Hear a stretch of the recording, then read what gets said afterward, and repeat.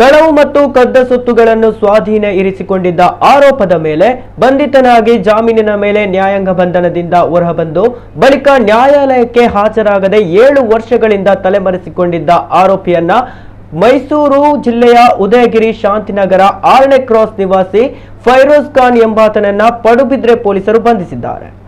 2017ರಲ್ಲಿ ಈತನ ವಿರುದ್ಧ ಪಡುಬಿದ್ರೆ ಪೊಲೀಸ್ ಠಾಣೆಯಲ್ಲಿ ಪ್ರಕರಣ ದಾಖಲಾಗಿದ್ದು 2018ರಲ್ಲಿ ಜಾಮೀನಿನಲ್ಲಿ ಬಿಡುಗಡೆಯಾದ ಬಳಿಕ ನ್ಯಾಯಾಲಯದ ವಿಚಾರಣೆಗೆ ಹಾಜರಾಗದೆ ತಲೆಮರೆಸಿಕೊಂಡಿದ್ದ। ಕೇರಳ ರಾಜ್ಯದಲ್ಲಿ ಅಡಗಿಕೊಂಡಿರುವ ಬಗ್ಗೆ ಮಾಹಿತಿ ಪಡೆದ ಪಡುಬಿದ್ರೆ ಠಾಣೆಯ ಪೊಲೀಸರು ಕಲ್ಲಿಕೋಟೆಯಲ್ಲಿ ಪತ್ತೆ ಹಚ್ಚಿ ದಸ್ತಗಿರಿ ಮಾಡಿ ನ್ಯಾಯಾಂಗ ಬಂಧನಕ್ಕೆ ಒಪ್ಪಿಸಿದ್ದಾರೆ। ಹೆಡ್ ಕಾನ್ಸ್ಟೇಬಲ್ಗಳಾದ ದೇವರಾಜ್ ಮತ್ತು ರಾಘು ಶೆಟ್ಟಿ ಅವರು ಈ ಕಾರ್ಯಾಚರಣೆಯಲ್ಲಿ ಪಾಲ್ಗೊಂಡಿದ್ದಾರೆ।